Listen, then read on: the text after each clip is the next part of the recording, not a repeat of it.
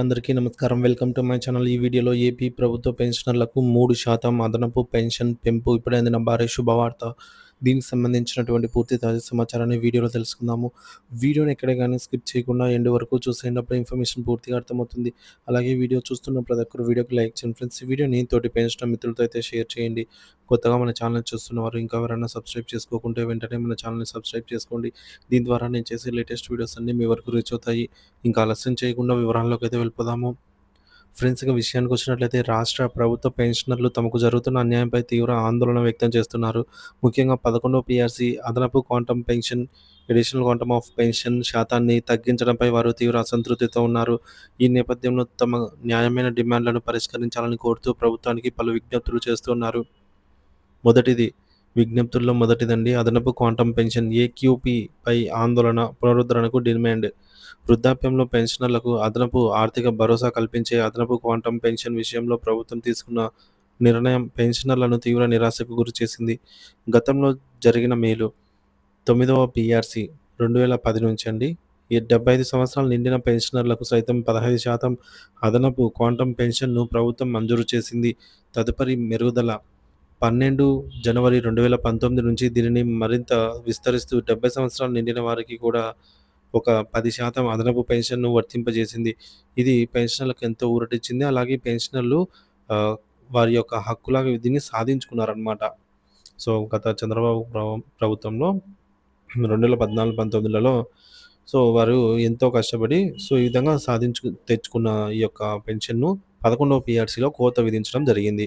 అయితే 11వ పీఆర్సీలో భాగంగా జనవరి 1, 2022 నుంచి ప్రభుత్వం ఈ శాతాలను పెంచకపోగా దారుణంగా కోత విధించింది.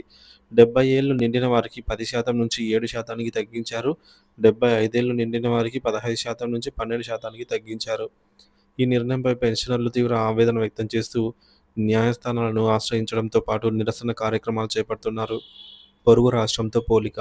మన పొరుగున ఉన్న తెలంగాణ రాష్ట్రంలో 70 ఏళ్లు నిండిన వారికి 15%, 75 ఏళ్లు నిండిన వారికి 20% అదనపు పెన్షన్ ఇస్తున్న విషయాన్ని పెన్షనర్ సంఘాలు గుర్తు చేస్తున్నాయి. కావున ప్రభుత్వం పెన్షనర్ల వయసు, ఆరోగ్య సమస్యలను దృష్టిలో ఉంచుకొని తగ్గించిన క్వాంటమ్ పెన్షన్‌ను వెంటనే పునరుద్ధరించడమే కాకుండా తెలంగాణ తరహాలో గట్టిగా పెంచాలని గట్టిగా డిమాండ్ చేస్తూ ఉన్నారు.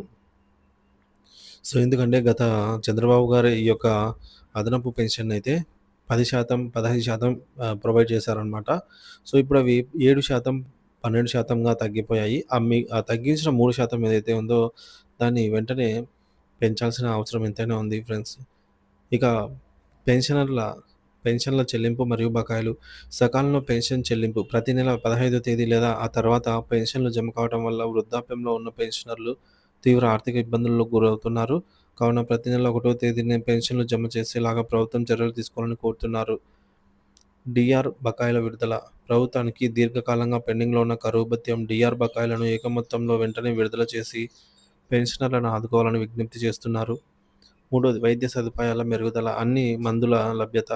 ప్రభుత్వ health centres, employees health scheme EHS పరిధిలోని ఆసుపత్రుల, ఫార్మసీలలో అన్ని రకాల దీర్ఘకాలిక వ్యాధులకు అవసరమైనటువంటి మందులు నిరంతరం అందుబాటులో ఉండేలాగా చూడాలి. వైద్య రీయింబర్స్‌మెంట్ పరిమితి పెంపు. ప్రస్తుతం ఉన్న వైద్య రీయింబర్స్‌మెంట్ పరిమితి 2,00,000. నేటి వైద్య ఖర్చులతో పోలిస్తే ఏమాత్రం ఈ 2,00,000 సరిపోవడం లేదు. దీన్ని కనీసం 5,00,000కైనా పెంచాలని కోరుతున్నారు. అలాగే నూతన పీఆర్సీ ఏర్పాటు.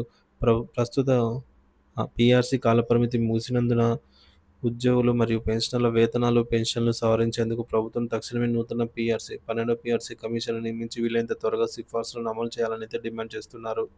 సో, ఇవి ఫ్రెండ్స్ ఉద్యోగ పెన్షనర్స్ యొక్క డిమాండ్స్. సో, వయోవృద్ధులైన పెన్షనర్ల న్యాయమైన ఈ కోరికలపై ప్రభుత్వం సానుకూలంగా స్పందించి వారి సంక్షేమానికి పెద్దపీట వేయాలని అయితే పెన్షనర్ల సంఘాలు ముక్త కంఠంతో కోరుతూ ఉన్నాయి.